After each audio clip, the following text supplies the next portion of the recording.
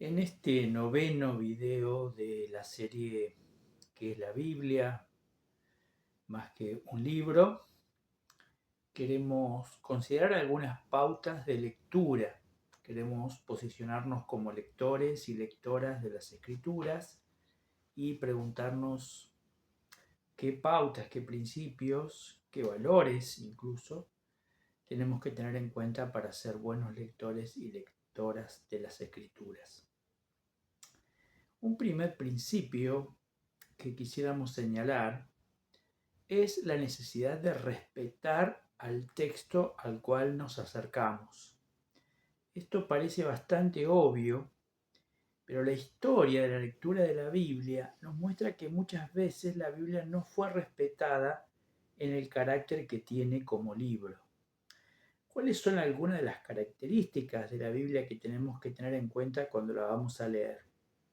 Primero, la intención que la misma Biblia tiene y con la cual fue escrita, recopilada, transmitida, traducida. Se trata de un libro espiritual, de un libro de fe, de un libro religioso, si quisiéramos decirlo así. Se trata de, como dice un gran teólogo del Antiguo Testamento, de los testimonios de fe del pueblo de Dios. Los testimonios de fe de Israel y los testimonios de fe de la Iglesia. Inclusive la Biblia, por ejemplo en el Evangelio de Juan, al final, declara el propósito con el que fue escrita y fueron escritos los textos que tenemos, ¿no? Estas cosas se han escrito para que ustedes crean. Es decir, que lo que atraviesa la Biblia como documento escrito, como libro, como obra literaria, como red de textos, como biblioteca de libros sagrados, de libros canónicos, para grandes comunidades de fe, como el pueblo de Israel, el pueblo judío y la iglesia cristiana en todas sus variantes y corrientes, es que se trata de un libro de fe, un libro de testimonios, un libro espiritual. Violentamos la Biblia cuando lo leemos con otra óptica. Violentamos la Biblia cuando lo convertimos en un libro científico que esperamos que responda al detalle cómo se creó el planeta o el cosmos, cuando intentamos que la Biblia, para darle una falsa actualidad, pueda responder fenómenos de la historia al pie de la letra, cuando intentamos que todas las cosas que dice la Biblia sean probadas científicamente, etcétera, etcétera, etcétera. Estamos violentando el carácter del texto, estamos siendo injustos con la Biblia, estamos colocando a la Biblia en una discusión que la Biblia nunca ha pretendido estar. De manera que el primer movimiento que debe tener un lector, una lectora, es comprender el texto ante el cual se encuentra. Y este texto es un texto de testimonios de fe. No solo de testimonios de fe, porque fue traído hasta nosotros por innumerables personas de fe que creyeron en el Dios del cual nos habla la Biblia y lo siguieron e intentaron contarnos su experiencia de ese proceso, sino porque fue escrito para que otras personas tengan similares experiencias. Y aquí derivamos en un segundo principio que me parece que es importante destacar como lectoras y lectores de la Biblia. ¿Por qué leemos un libro que tiene historias de personajes como Abraham, como Moisés, como Isaías, como Juan el Bautista, como Jesús, como Pedro, que vivieron hace miles de años? ¿Y por qué los leemos y les damos a esos textos tan antiguos una pertinencia para nuestro tiempo? Es que la relación, o por lo menos una de las relaciones que guarda la Biblia con nuestra experiencia personal, es una relación paradigmática. ¿Qué quiere decir esto? Lo que la Biblia nos está diciendo al contarnos historias que nos cuentan quién es este Dios, nos develan quién es este Dios, nos revelan, nos dan sugerencias, estímulos de quién es este Dios, es que en similares circunstancias, en similares encrucijadas, en similares problemáticas, que serán sin duda problemáticas humanas, las nuestras, nos encontraremos con el mismo Dios y podemos esperar, experimentar similares experiencias que aquellos hombres y mujeres que lo buscaron, lo siguieron y muchas veces lo encontraron en circunstancias no tan distintas que las nuestras, por más que el periodo histórico sea tan distante, porque hay algo que nos iguala, que es la experiencia humana, por un lado, y hay otra cosa que nos iguala, que es la presencia de ese Dios en la historia, ahora, como lo estuvo hace 2000, 2500, 3000 años atrás. Entonces es muy importante leer el texto en ese sentido. Lo leo como alguien que se acerca a descubrir esa experiencia en el texto, pero luego también a hacer la prueba, hacer el intento de vivir esas experiencias, esas vivencias de Dios similares en nuestras propias vidas. Y esto nos lleva a un tercer elemento que nos parece un principio clave de lectura del texto, que está relacionado con el primero, de respetar el texto en toda su originalidad.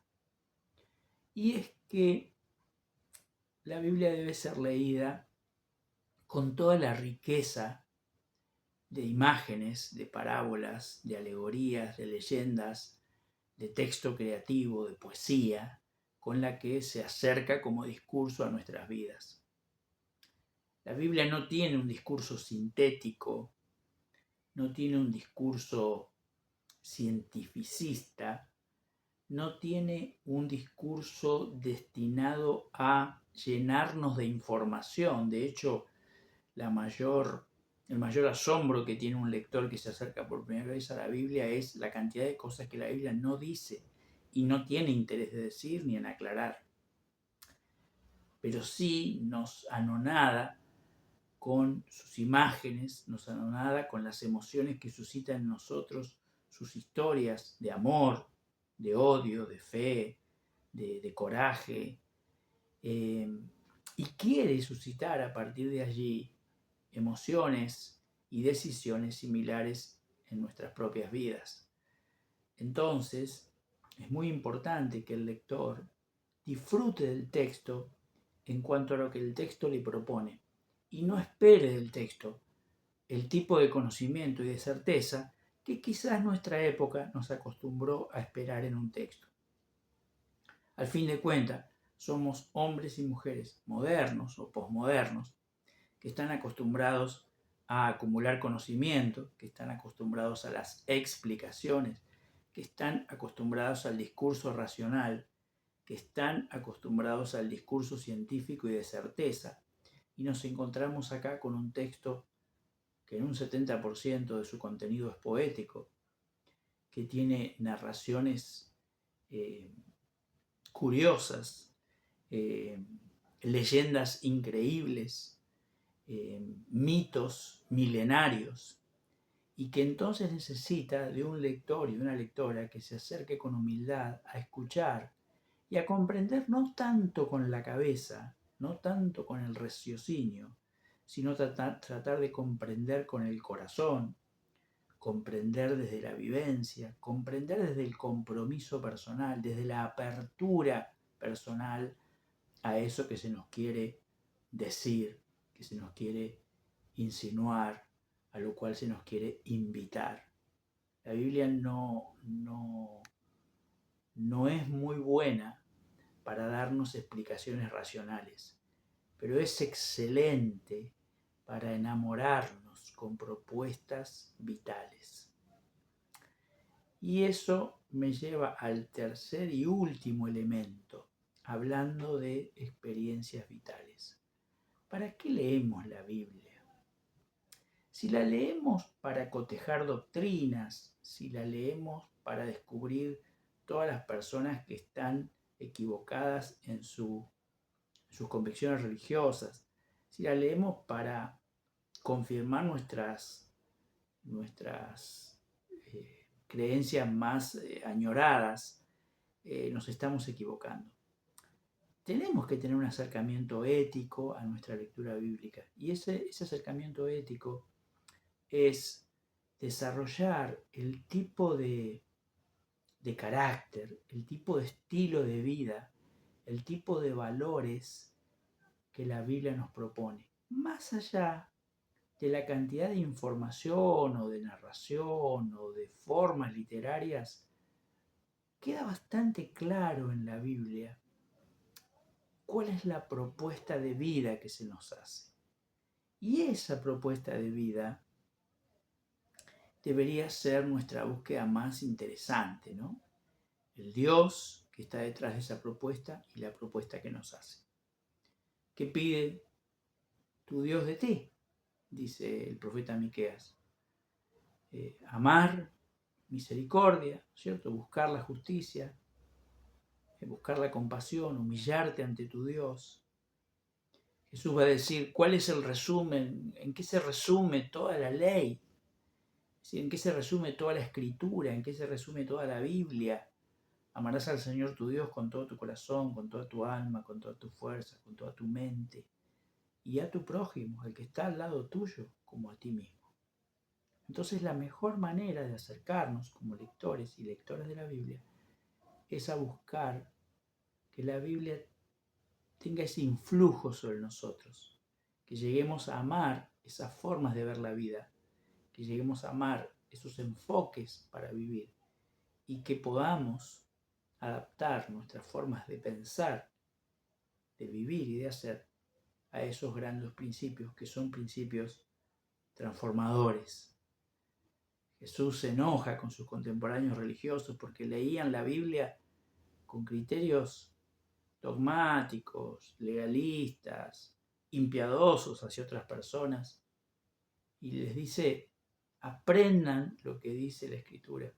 Misericordia quiero y no sacrificio, y conocimiento de Dios más que grandes esfuerzos religiosos. Así que estamos desafiados, ¿no?, a leer la Biblia respetando su carácter, respetando sus formas literarias, dejándonos enamorar por sus estilos y sus modos de comunicación, y luego, y más importante todavía, dejarnos impregnar de esa propuesta ética y espiritual transformadora.